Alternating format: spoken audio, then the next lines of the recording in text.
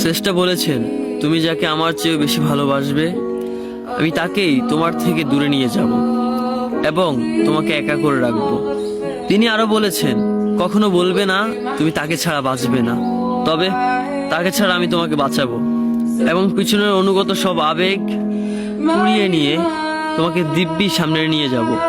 তুমি কি দেখো না, ঋতুরাও বদলে থাকে, ছায়া দেয় যে গাছটা শুকিয়ে গেছে। তোমাদের ধৈর্য হারিয়ে যায়, কিন্তু তোমার শ্রেষ্ঠা ধৈর্যশীল এবং পরম দয়ালু।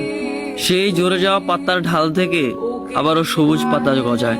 তুমি দেখো না তোমার শ্রেষ্ঠার নিদর্শন, যে মানুষটাকে তুমি নিজের অংশ ভাবতে সেই মানুষটাও একদিন অচেনা হয়ে যায়, তোমার মন ভেঙে যায়। এমনকি তোমার বিশ্বস্ত বন্ধুরাও স্বার্থ পুড়িয়ে যাওয়ার পর বিশ্বাসঘাতকে পরিণত হয়। তুমি কি তা দেখো না?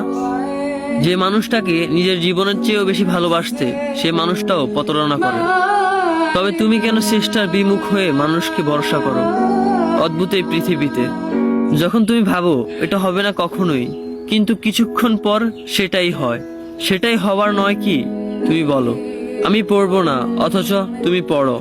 তুমি বলো আমি বিরক্ত হব না, অথচ রোজ তুমি বিরক্ত হও।